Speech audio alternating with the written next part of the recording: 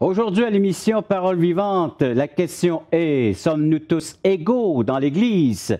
C'est la question à laquelle nous allons répondre. Pasteur Jeff, bienvenue à l'émission. Merci beaucoup. Et on regarde ensemble à travers les Saintes Écritures cette très bonne série concernant l'Église. Plusieurs certainement vont être touchés et surtout responsabilisés suite à l'enseignement qu'ils reçoivent à la maison de qu'est-ce que l'Église, comment s'impliquer dans l'Église et surtout vivre cette vie. Et aujourd'hui, on regarde, est-ce que tous les membres dans une Église sont égaux? Et notre autorité pour traiter le sujet sera, encore une fois, les Écritures. Toujours. Donc, vous n'avez pas de portion des Saintes Écritures, je vais les inviter à nous écrire et puis à correspondre avec nous. Donc, 1-877-l'Espoir, 1-877-537-7647 ou espoir.ca. Le thème d'aujourd'hui, dans l'Église, les membres sont-ils tous égaux?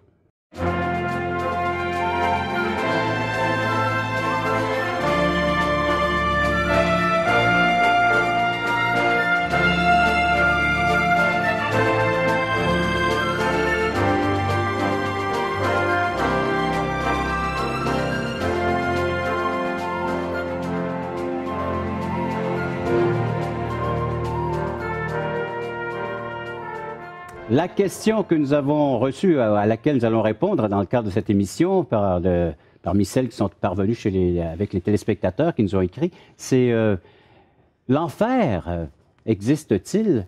Notre Dieu est tellement bon. C'est ce que nous allons répondre vers la fin de l'émission.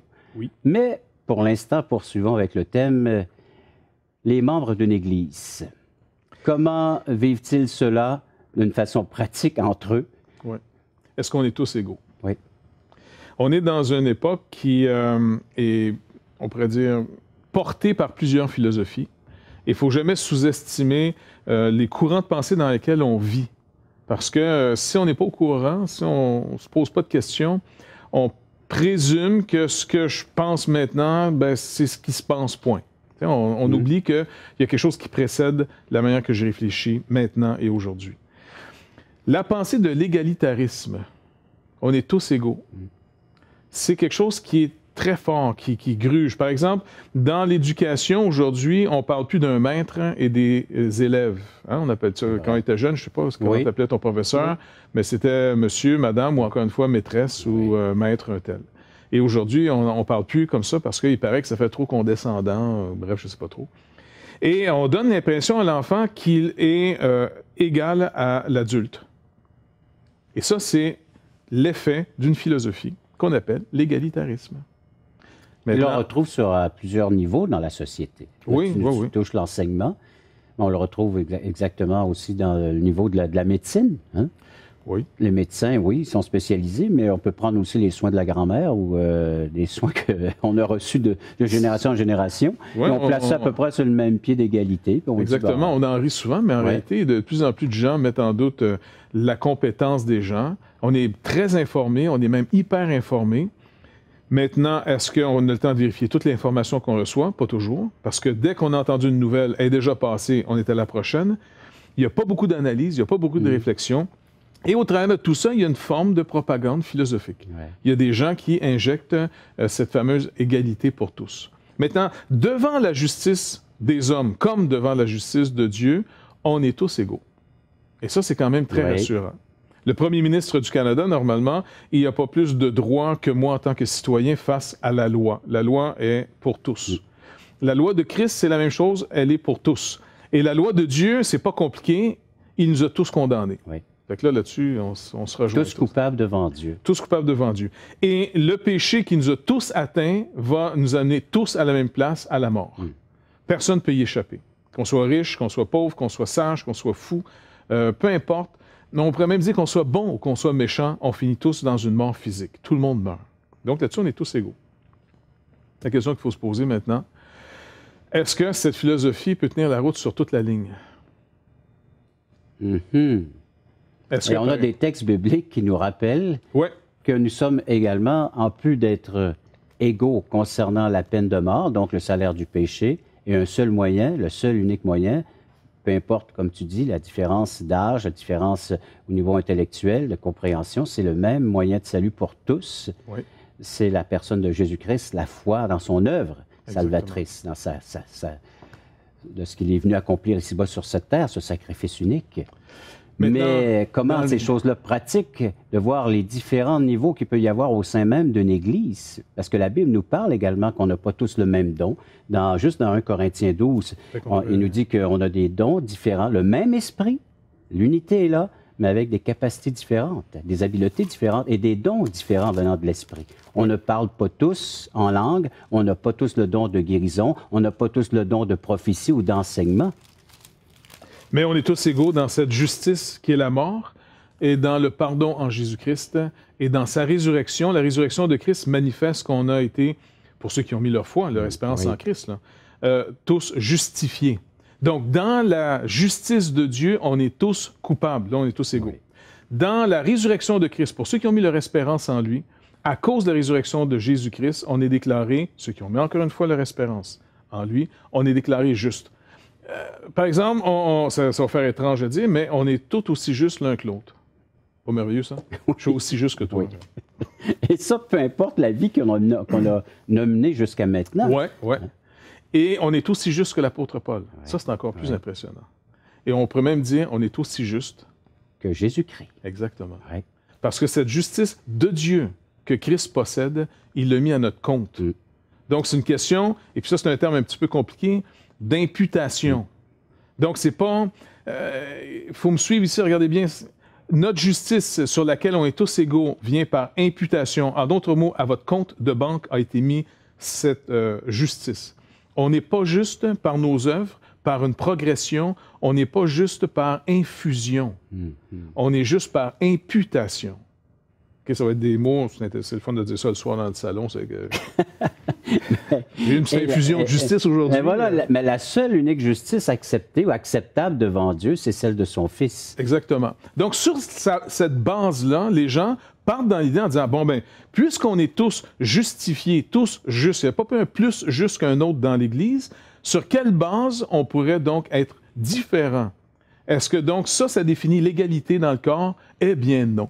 Et c'est ce qu'on va voir après la pause. Oui, juste le temps de dire aux gens comment ils peuvent nous rejoindre si vous avez des questions ou réagir tout simplement à ce que vous venez d'entendre. 1-877-l'Espoir, 1-877-537-7647 ou en visitant notre site espoir.ca. Vous pouvez nous faire la demande de la littérature qu'on offre tout à fait gratuitement et faire part des questions à laquelle on va répondre dans le courant de cette émission. Si tu ne rencontres pas les standards, tu es rejeté. Donc, on essaie de trouver le moyen, comment on peut inclure le plus possible. Puis, je pense que le but est très noble, sauf que le moyen ne marche pas.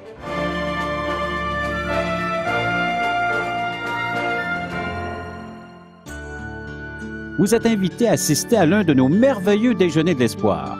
Un déjeuner causerie gratuit partout au Québec. Vous pourrez y entendre le témoignage de vie transformée par l'amour de Dieu.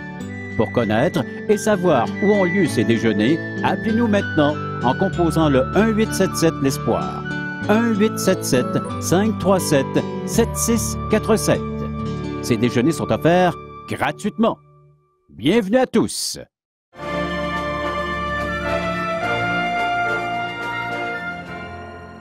La justice dont parle Dieu dans les Saintes Écritures et dont nous parlons, elle est disponible en tout temps. Les gens peuvent se la procurer maintenant, cette justice. Est en Jésus-Christ. Ceux qui acceptent ce don que Dieu fait, ceux qui l'ont reçu, pour être plus précis, même ceux qui l'ont reçu, c'est encore plus juste que ceux qui l'ont accepté. Ceux qui ont reçu ce don, Dieu en a fait de ces gens des croyants, donc ils en ont fait des enfants de Dieu. Et même si on garde notre thème, l'Église, des membres du corps. Ouais. De Christ ou l'Église. Mais le problème n'est pas là. Parce qu'en ce moment, quand on se dit, on voit dans notre société un genre d'égalitarisme, mais inévitablement, on est obligé de le faire par le maillon le plus faible. Donc, on va toujours descendre vers les standards les moins élevés. On n'a pas le choix. Si on veut inclure tout le monde. Oui, parce que regarde, même dans l'éducation, on a eu un petit problème au Québec avec l'histoire des bulletins scolaires. Oui. Là, il n'y avait plus de notes. Il n'y a plus moyen de savoir, il fait-tu des progrès, mon enfant, ou non? Il est comment par rapport à la moyenne? On voulait enlever ça, il paraît que c'est complexe. Donc, on essaie de trouver une forme de donner une bonne image de justice, de donner le sens que tu es accepté, parce qu'on accepte une personne sur la base d'une justice. Si tu ne rencontres pas les standards, tu es rejeté. Donc, on essaie de trouver le moyen, comment on peut inclure le plus possible. Puis, je pense que le but est très noble, sauf que le moyen ne marche pas. Puis, le seul moyen d'arriver à ce but noble, d'intégrer le plus faible au plus fort, c'est sur la base d'une justice étrangère, qui rend tout le monde juste également, tous acceptés sur cette justice que personne ne possède en soi, que personne ne peut produire par lui-même. C'est ça la justice de Christ pour le croyant. Par contre, on ne peut pas confondre ce type de justice qui produit une égalité commune à qu'est-ce que nous sommes dans le corps. Parce que si on entre dans l'Église et on dit « Non, non, moi j'ai autant d'autorité pour parler que le pasteur, par exemple », qu'est-ce qu'on fait? C'est une question. Qu'est-ce qu'on dit à ce croyant? Oui. C'est parce que la Bible dit que Dieu a donné à des hommes. Oui. Alors, donc, pas tous, mais à des hommes et leur a donné également une part d'autorité. Une autorité, de compétence, l'onction. Dans Pas Éphésiens, tous, et juste à certaines personnes dans le milieu de son Église. Quand dans Éphésiens 4, on le lisait dans le passé, dans les émissions, on disait « Dieu a donné à son Église des hommes ». Et là, il nomme des évangélistes, des docteurs, des prophètes. C'est des hommes qui ont une autorité qui découle de la souveraineté de Dieu. C'est Dieu qui s'est choisi des hommes. Donc, on ne peut pas arriver et dire « Moi aussi, je peux prendre ce rôle-là, puis enseigner, puis ainsi de suite ». Au contraire, et tu nous le cites assez souvent, que prenez garde, s'il y a plusieurs personnes qui enseignent chez vous, vous serez jugés plus sévèrement. Exactement. Et ces gens ont cette autorité parce que c'est un don de Christ qui leur est fait. Regardez dans le verset 7, justement, d'Éphésiens chapitre 4. « Mais à chacun de nous, la grâce, donc encore une fois, ce n'est pas un mérite, c'est une grâce souveraine de Dieu.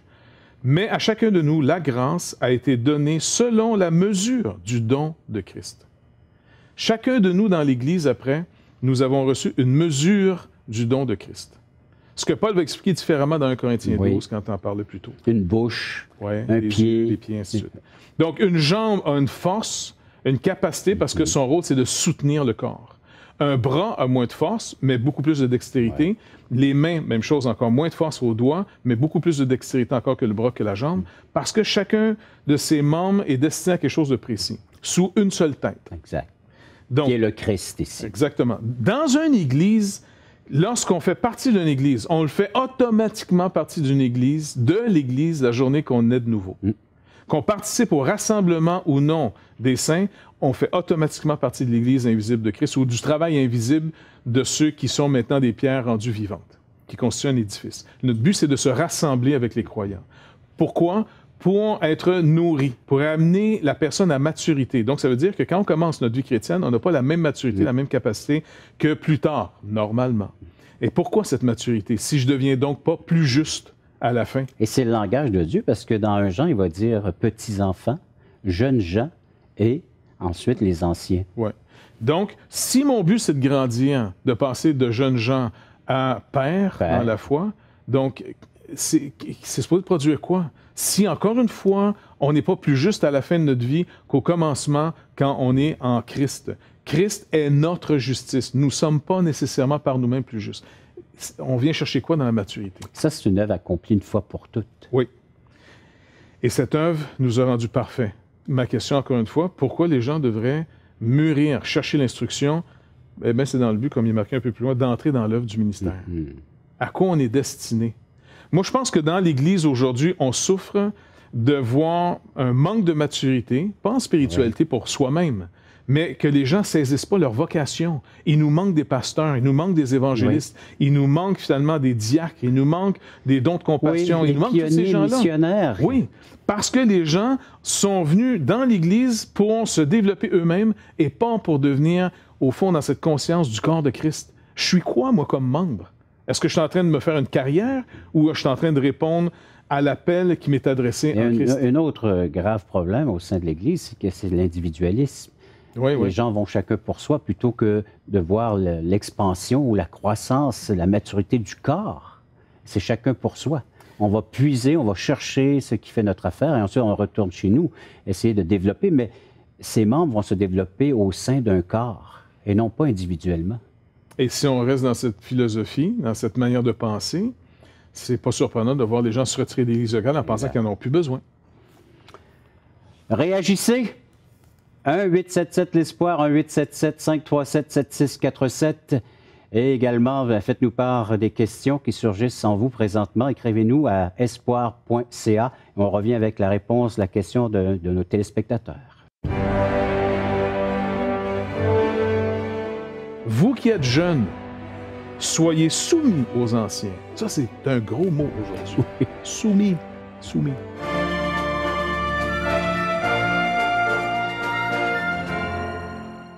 Nous vous invitons à nous contacter pour recevoir gratuitement de la littérature.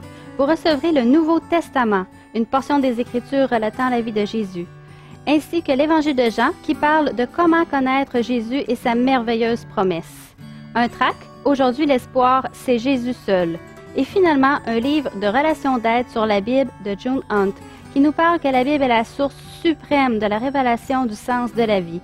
Alors n'hésitez pas à appeler, c'est gratuit.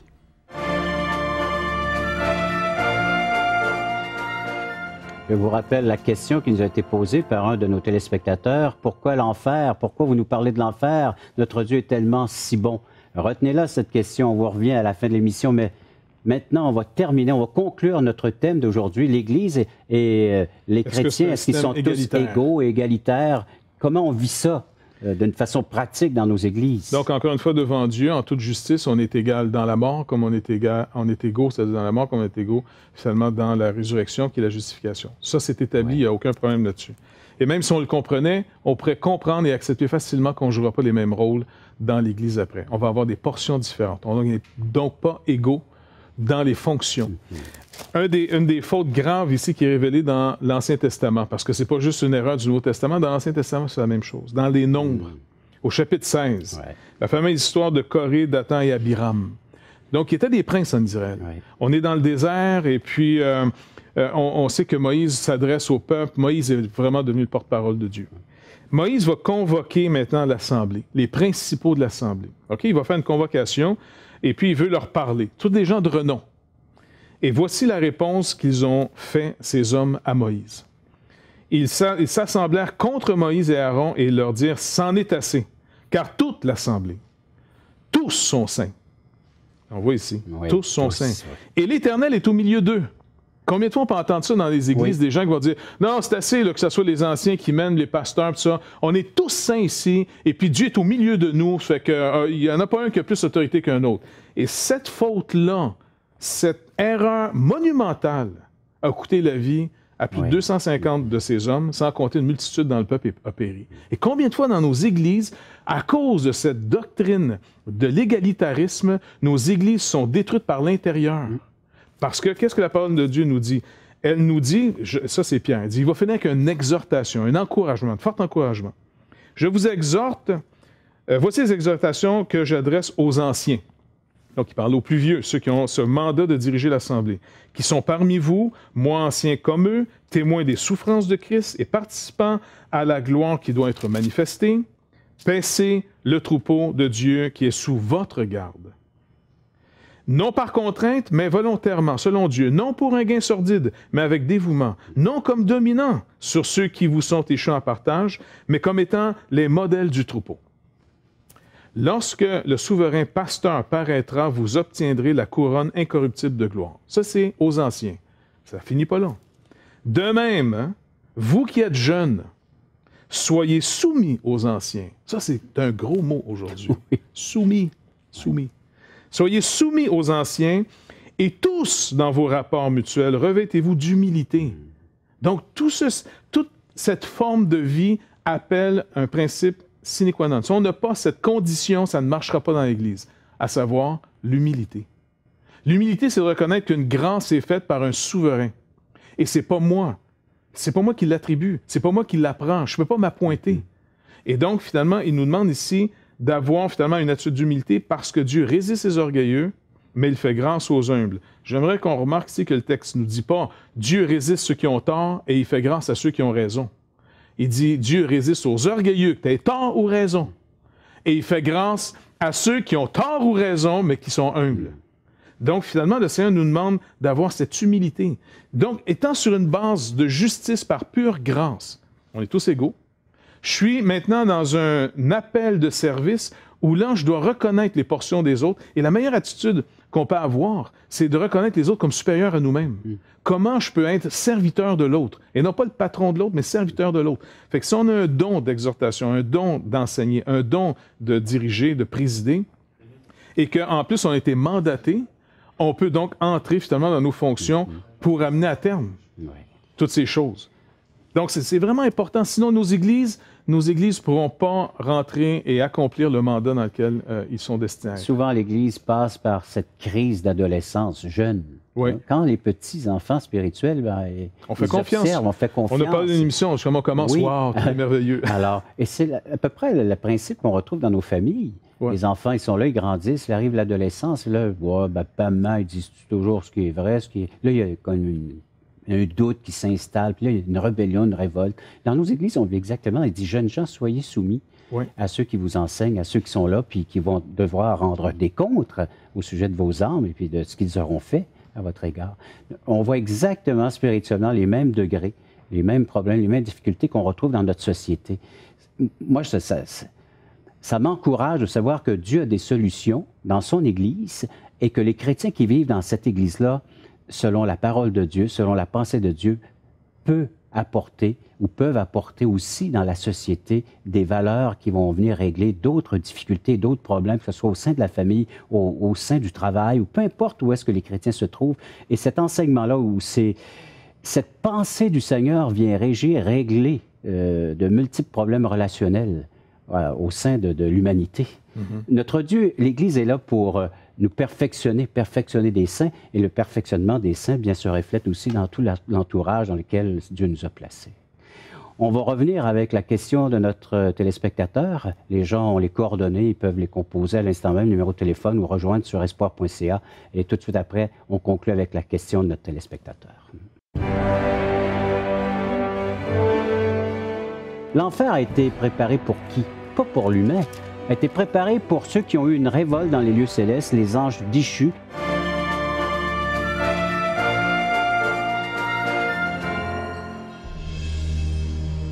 Et je pense que tout chrétien.tv va être une ouverture, un outil qui va nous dépasser. Et tous les espoirs sont permis. Toutchrétien.com est donc là pour rester et grandir. Ce grand portail constitue en lui-même une plateforme unique d'études et d'échanges entre les chrétiens du Canada francophone et de la francophonie tout entière. Toutchrétien.com, un vecteur d'évangélisation unique au service de l'Église de Jésus-Christ. Pour les gens qui ont envie de vivre une relation avec Jésus-Christ, je crois que là, ils vont trouver quelque chose qui ressemble à leur temps et qui répond à des besoins de tous les membres de leur famille. C'est maintenant le moment de répondre à cette ultime question. L'enfer, pourquoi est-ce que vous nous parlez de l'enfer alors qu'on a un Dieu si bon? On met l'emphase sur un aspect de la nature de Dieu. Dieu est bon. La Bible nous le dit, puis Dieu le déclare. C'est un Dieu de bonté, un Dieu d'amour, de miséricorde, de compassion. Et on met l'accent sur cette nature, cet aspect de notre grand Dieu. Et là, on oublie que notre Dieu n'est pas seulement bon, mais il est aussi un Dieu juste, un Dieu saint, un Dieu pur, et il ne peut tolérer en sa présence aucune tache ou présence du mal, du péché. Et c'est là l'enfer. L'enfer a été préparé pour qui? Pas pour l'humain. A été préparé pour ceux qui ont eu une révolte dans les lieux célestes, les anges déchus, se sont rebellés, qui ont voulu se faire égal à Dieu. C'est quelque chose de voir ça, hein? Voulu prendre la place de Dieu. Alors donc, ils ont perdu leur poste ou leur position, et maintenant, ils se retrouvent dans un lieu appelé lieu de perdition éternelle, de souffrance éternelle, enfer, que nous on appelle communément. Et la race humaine, elle a suivi cette rébellion. Dans Genèse chapitre 3, toute la race humaine, en Adam et Ève, eh bien, ont suivi ce pas de désobéissance. Mais Dieu, avec cette humanité, veut leur laisser une seconde chance. Il les appelle un à un, individuellement, afin de pouvoir revenir à lui. Et le seul moyen par lequel d'éviter Le chemin large qui mène à la perdition, c'est d'entrer sur le chemin étroit qui mène à la vie. C'est le Seigneur Jésus-Christ qui a dit « Je suis le chemin, la vérité et la vie. Nul ne vient au Père que par moi. » Tout le monde vient au monde sur le chemin large qui mène à la perdition, à la séparation d'avec Dieu. Et le recours, c'est la grâce qui se manifeste à l'instant même par même cette émission, nos paroles, qui invite la personne, le pécheur, à dire « Repens-toi, détourne-toi, reviens vers moi et je pourrai te faire une grâce, c'est-à-dire pardonner tous tes péchés et te réconcilier et vivre en harmonie ensemble pour l'éternité. » Oui. Donc l'enfer existe, oui, c'est un lieu que Dieu a préparé pour ceux qui se sont révoltés à son égard, à sa personne, à l'être qu'il est. Et puis la justice encore, on parle de la justice. Si Dieu ne punissait pas le mal, il n'y aurait pas de justice. Et Dieu a voulu, naturellement, que le mal soit puni, soit enlevé, retiré. Et la seule façon, c'est d'envoyer son Fils unique, qui vienne payer pour le mal, pour l'injustice que nous avons commis et pour mettre sur notre compte, comme tu l'as si bien expliqué, mettre sa justice. Pourquoi a-t-il vécu 33 ans? J'ai entendu ça tout récemment lors d'une prédication. Il aurait pu venir juste un week-end et puis subir à notre place ce que nous méritions, mais il a grandi. Il est venu au monde comme un bébé, il a fait 33 ans, il a été tenté comme nous en toutes choses, dans son enfance, dans son adolescence et en tant qu'adulte, sans broncher, sans faillir en quoi que ce soit. Il a été tenté comme nous en toutes choses, mais sans péché. Et c'est cette vie qui dépose à notre compte par la foi, là, par une confiance à son vécu, à sa vie, est transférée sur nous. Et nous sommes déclarés par le fameux, à cause de sa vie, justes. Peut-être un texte pour appuyer ce que tu nous dis. C'est dans Jean au chapitre 1, et c'est Jean qui l'introduit en disant « La parole, donc Jésus, est venu chez les siens. » Ici, on parle de la nation juive qui avait les oracles de Dieu, les promesses. Elle est venue chez les siens, et les siens ne l'ont point reçue. Mais à tous ceux qui l'ont reçue, à ceux qui croient en son nom, elle a donné le pouvoir de devenir enfants de Dieu. Et lesquels sont nés non du sang, ni de la volonté de la chair, ni de la volonté de l'homme, mais de Dieu. Et la parole a été faite chair, elle a habité parmi nous, pleine de grâce et de vérité, et nous contemplons sa gloire comme une gloire du Fils unique venu du Père. Donc, on est vraiment ici dans ce « est-ce qu'on reçoit ou on rejette ce don? » Donc, le Seigneur veut que tout le monde soit sauvé. C'est pas lui qui rejette les hommes. Lui, il nous invite tous à changer de direction et puis de venir reconnaître notre faute. La faute est reconnue, le Saint-Esprit est présent dans le monde entier en train de convaincre le monde entier de péché. Et le péché, c'est « je n'ai pas fait confiance à Dieu ». Alors, tout le monde peut dire, c'est vrai, je n'ai pas fait confiance à Dieu. Alors, tous ont péché. Exact. Ils sont privés de la gloire de Dieu, mais gracieusement ou gratuitement justifiés par le don de la grâce qui est la vie éternelle en Jésus-Christ. Oui, exactement. À vous de l'implorer, de l'invoquer et de l'accepter. Faites-nous part de vos commentaires, de vos questions. Vous avez des questions, eh bien, écrivez-nous. Et appelez-nous à 1-877-l'Espoir, 1-877-537-7647 ou écrivez-nous à espoir.ca. Merci d'avoir été là et merci d'avoir été à l'écoute d'une autre émission de La Parole vivante.